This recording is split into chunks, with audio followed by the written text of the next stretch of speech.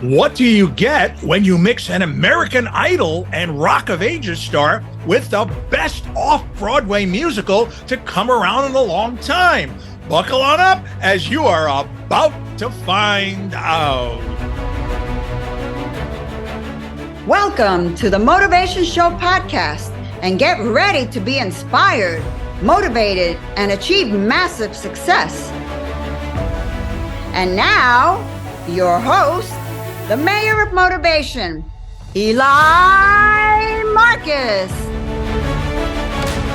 Our guest on the Motivation Show today hit it big and became a household name during the heyday of American Idol.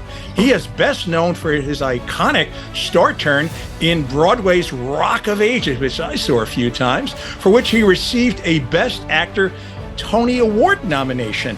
His stage acting work also includes Jekyll and Hyde, The Wedding Singer, Rent, Jesus Christ Superstar, Evita, The Toxic Avenger, and now he stars in the lead role of the off-Broadway blockbuster musical sensation Rock and Roll Man, which I also saw twice. Welcome to the Motivation Show, Constantine Maroulis. Thank you. Whoa, what an intro. I probably could have gone on a little longer even. The master of disaster, the king of sting. Thank you. Really great to be here. Well, thank you so much for coming on the show today. And I did see you back in those glory days on American Idol. And so my first thought is, what was it like growing up? And did you always know you had singing and acting chops? And did you always want to be a star? Well, no, I never really thought about being a star. I was lucky enough to have an older brother and sister, much older than me, that were talented. My brother, very talented, very prolific, Constantine Maroulis, always taught me to be more of an independent artist, you know, a briefcase and a microphone. That was always sort of my motto, but definitely was someone with a large instrument early on. Took me a long time to sort of find it and develop it, but it was always there. I knew early on I could belt high notes and all of that, and I think some teachers caught on quick, but I had a lot of stage fright early on. I was nervous. You know, I played sports. You had stage fright? Yeah, I was always nervous. You know, I grew up in the suburbs of North Jersey. We were from the city originally, born in Brooklyn, but I grew up out in New Jersey, and it was just typical suburban life, playing sports, playing Army, G.I. Joe, Star Wars, and all of that. But I had this instrument that I was afraid to let my friends sort of know about, if you know what I mean. I didn't want them to make fun of me and all of that. So until much later on, when girls started paying attention to me singing songs and such, that helps the confidence a little bit. But yeah, you know, I grew up listening to my brother and sister's records from the new wave era of the early 80s, and certainly the classic rock of the 70s, and the sort of underground of David Bowie and whatnot. And I grew up in the MTV era of the 80s, so I always loved pop music and hard rock, but I had this affinity for musical theater as well. You know, I always grew up listening to show tunes. We would watch movie musicals as kids and such. So it always spoke to me for sure. So Constantine, how do you actually get on American Idol?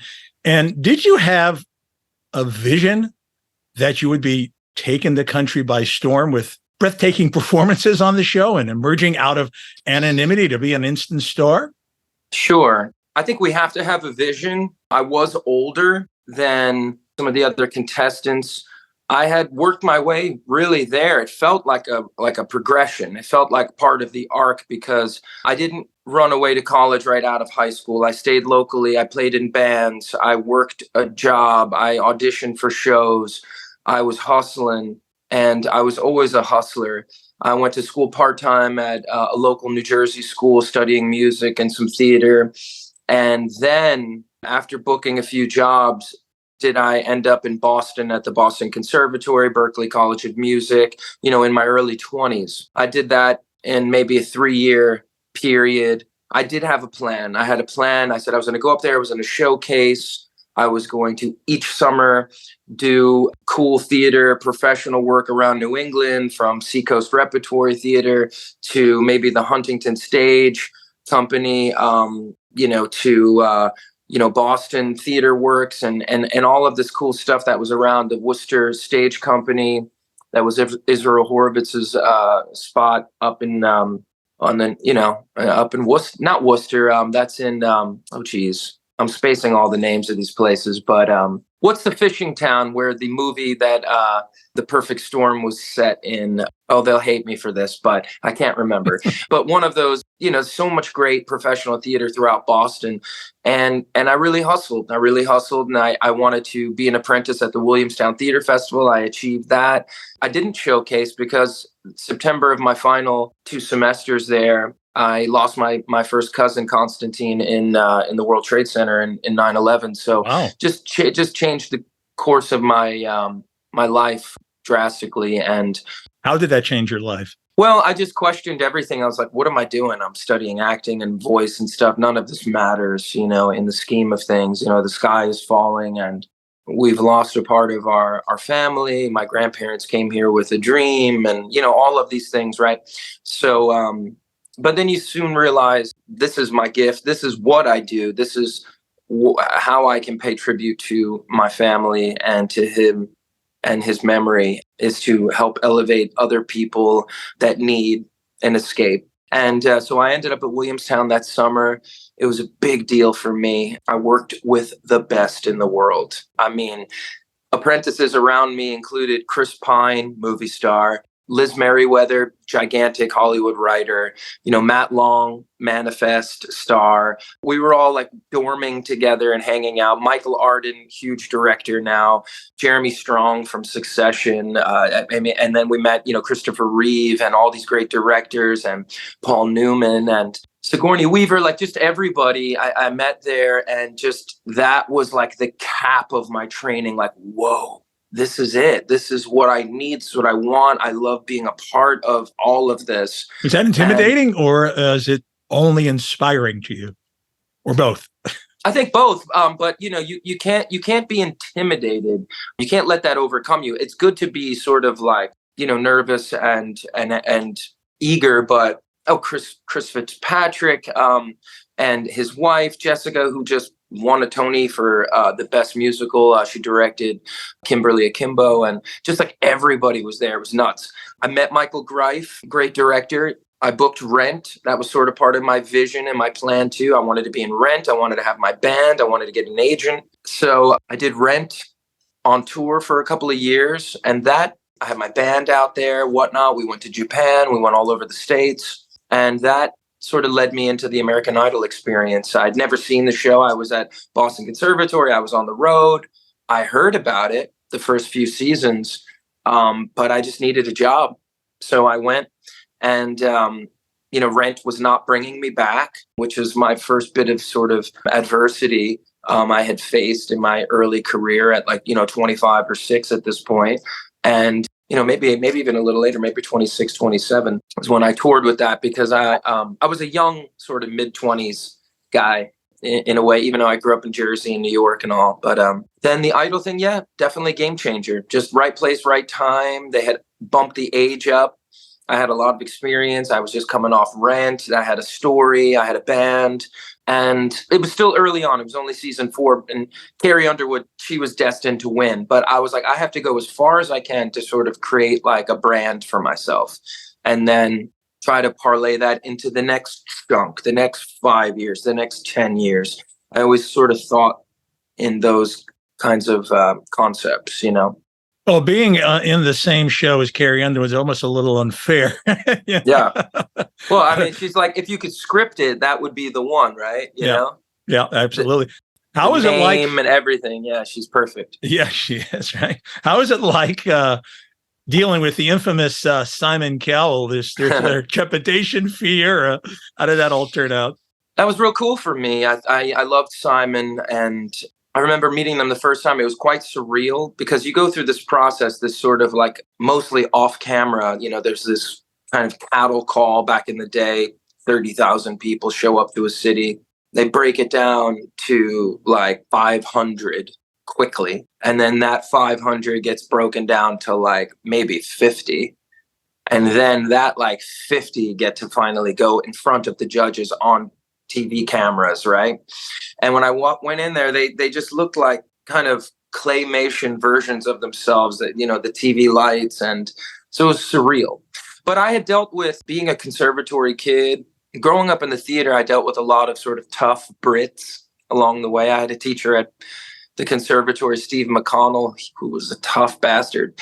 And he would break me down and build me back up again. And I loved him for it. I learned a lot from him.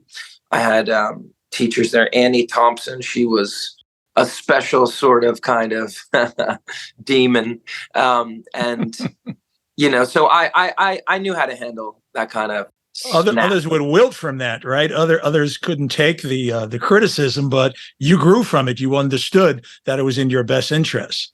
Yes, and that's sir. why you thrive. And you know, that takes a certain experience, you know, being someone that's on the road, confident in yourself, you know, being affable, but also, you know, a little cocky, like, okay, you know, I've gotten this far, but thank you. I'll use that as a, you know, hopefully productive feedback for next week, you know. So, you know, what was refreshing about something you said earlier, you know, you talked about, you know, having a little bit of jitters, and that's showing you're a pretty real person. I mean, I sometimes wonder how people get on stage and get in front of millions of people. You got to have kind of ice on your veins. So how is it like, you know, getting on stage, Constantine, and performing in front of tens of millions on TV versus a more intimate audience of what you're doing right now, which is like a few hundred people on a stage? Do you get nervous on TV or stage now? Yeah, I've always been comfortable up there. I've always been comfortable on the microphone. It's like I love using a tall, straight stand.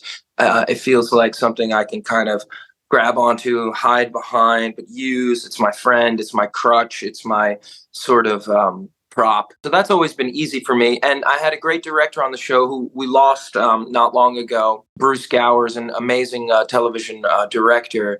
He was an older cat. Even then, he directed the original Bohemian Rhapsody video for Queen, with all the, you know, it was quite innovative at the time in the 70s with all the faces and such. And I remember him saying something like, mate, you have to look right into that camera and stare at those girls at home, because that's your audience, you know? Don't worry about the millions and millions of people. Just worry about that one girl at home and make that one. So that was really helpful. So then I developed this kind of like smolder, as Simon called it. So that was helpful. And, you know, but the mixed focus, I worked on mixed focus at Boston Conservatory. Like when you're acting a song and you sort of create this like landscape of imagery, right? And your eye lines, but then there's those times where you can like bring it into the audience too, and like they can be a part of your focus. So it's like you're talking to them, but it also can kind of go up into the landscape, and you know, then it can be internal as well, right? So you have those like three things. And I've developed a technique like that I use with kids based on imaging and such, and geography of thought. I know that's like weird, but it's all just tools, man. It's just tools in your belt. So then I'm here on stage. So I have the camera, but then I have the in-studio audience too.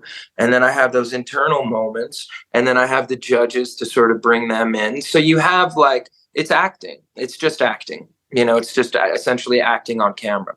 So I think also when you're connected to material, and the one thing I think I tried to do on the show, although then it was really hard to clear songs. It was a different time. You know, people were skeptical. Like I couldn't just go up there and sing a Bon Jovi song because he's like, I don't know about this show. But then I did Bohemian Rhapsody, and their original record shot up the charts again. And the digital spike was insane, et cetera, et cetera. And then people were like, oh shit. So if they're good, it spikes. If they're bad, it still spikes. It doesn't matter. This is great. Take my song. You know, so it was just early on, it was hard. They hadn't figured out like, you know, do we have to pay the, you know, like, so it was expensive to get songs. You know, I remember Aerosmith only allowed like a one-time usage of my audition song. which I thought was a bummer because I wanted to revisit it on the show in its entirety.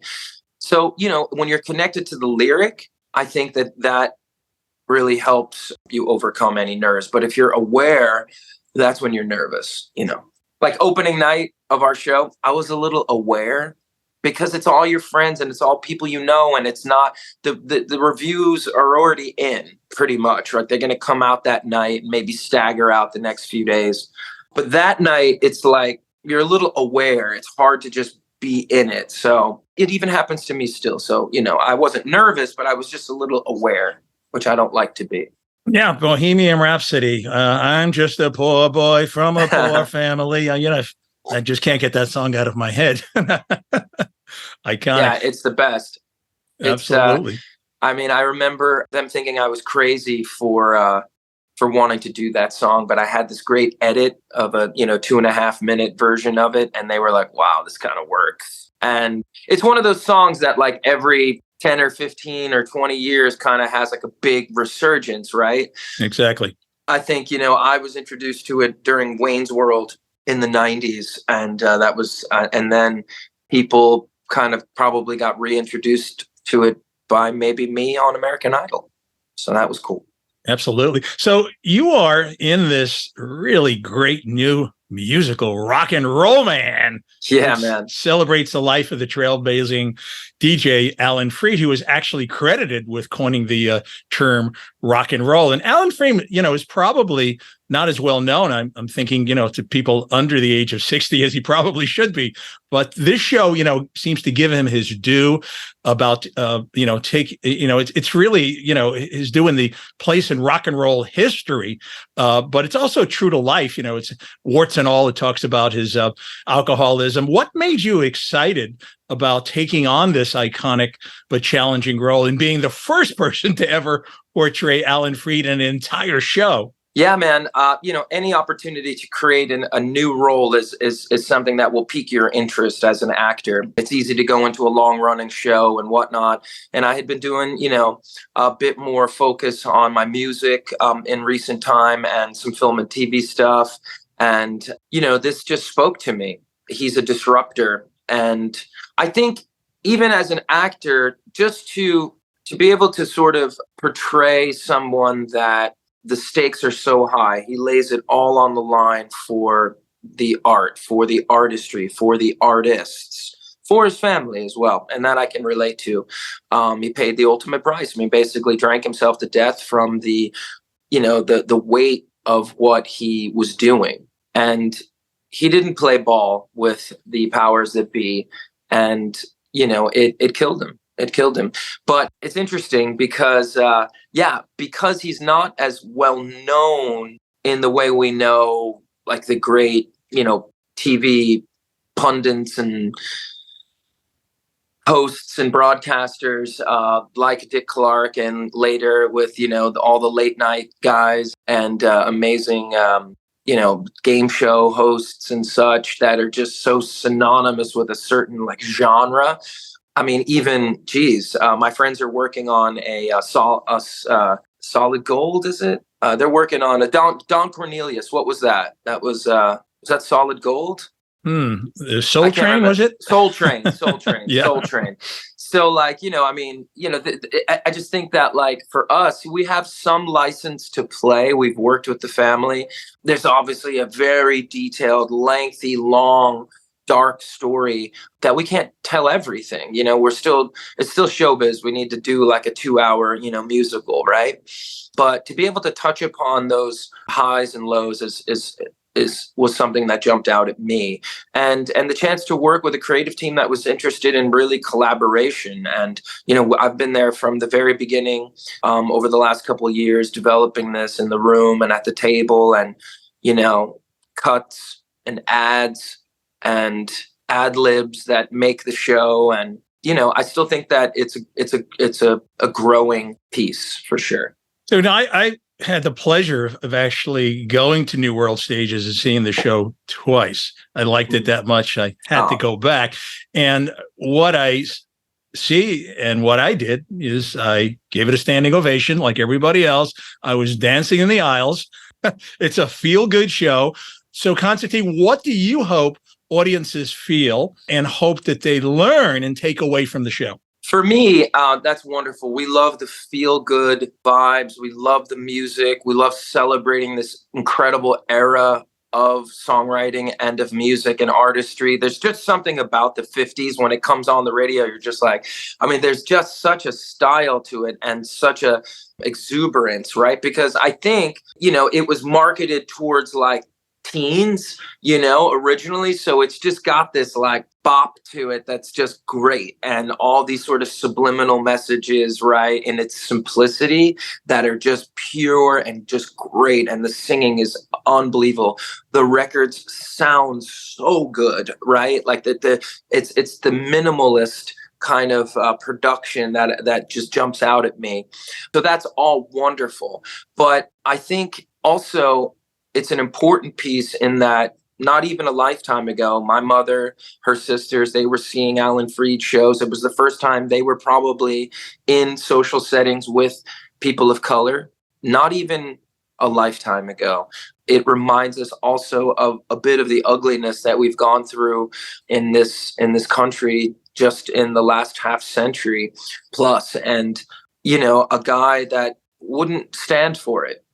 This post-World War II era, he was, he had to sort of hide the fact that he was Jewish, and he couldn't be Jewish and also try to promote Black people, right? That was just unacceptable to so many people. Two strikes, right? Right. That era. So it was just, it makes for a really cool setting for our show and some great storytelling. We get to take you on a fun musical ride with sexy performers and dance and such, but we also get to remind you of the cruelness that exists out there as well.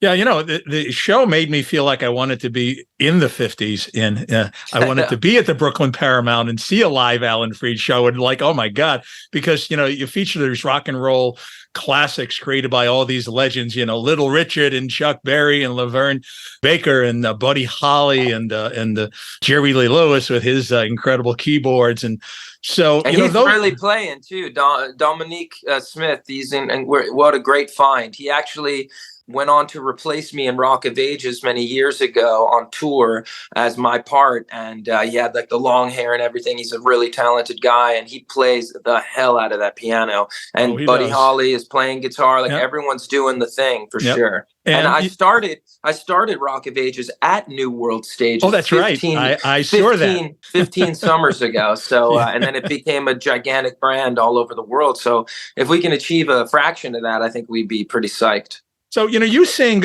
original songs, which I think require, a lot of heavy lifting, and there's kind of like no one to emulate or model after. So tell us about the creative process in perfecting brand new songs that no one ever did prior.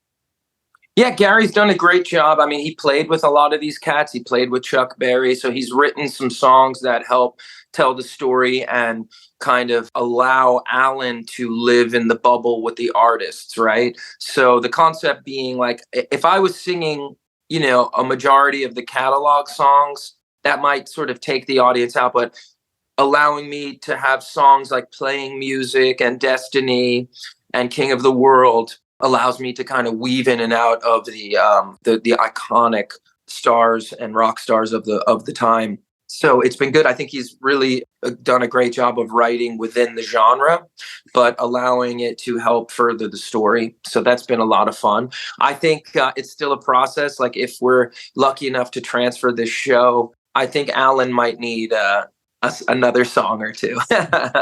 So, and as a songwriter, I definitely appreciate it. I have a new song out that's called Daydream, and it just came out last week. So it's been streaming, worldwide, and getting added to some great playlists, which is awesome. And you can find that anywhere: Spotify, Apple Music, anywhere you stream new music.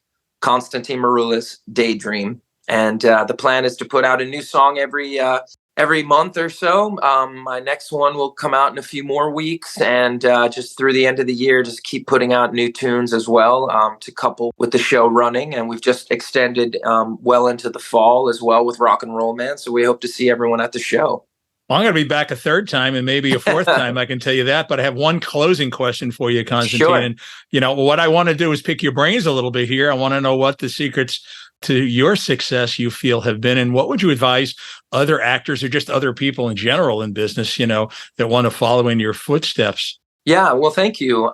I've been lucky enough to have some incredible mentors in my life. Both my brother and sister have been wonderful and supportive to me. I had great parents. We lost my father 10 years ago. My mother's still hanging in there. I've always had great family and support, great teachers along the way, and some shitty ones as well. Excuse my French.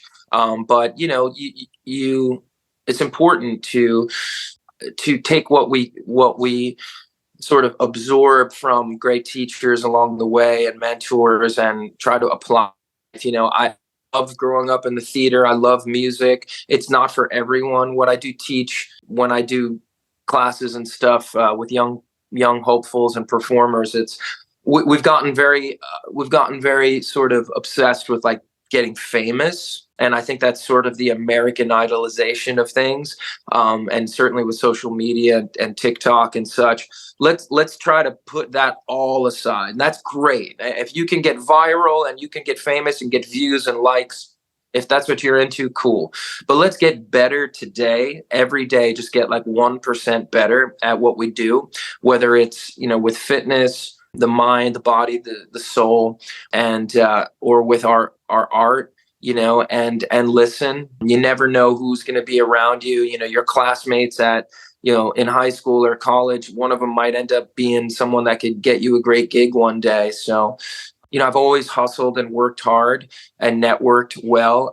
That's not for everybody. People don't know how to do that. But it's, you need life experience to be a good performer.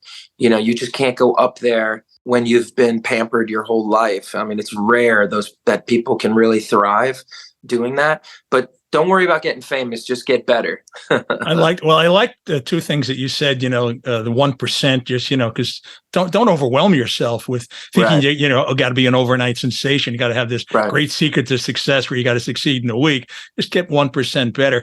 And the other thing you talked about was networking.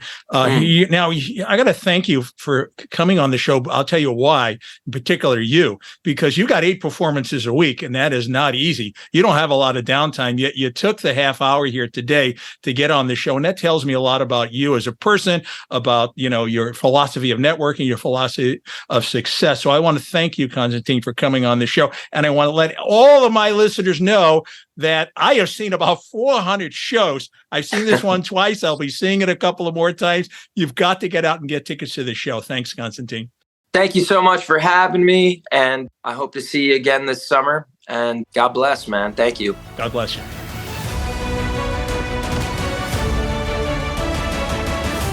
If you would like to inquire about having Eli motivate your team, speak at your event, or coach you personally for massive success, email themotivationshow@gmail.com. That's themotivationshow@gmail.com.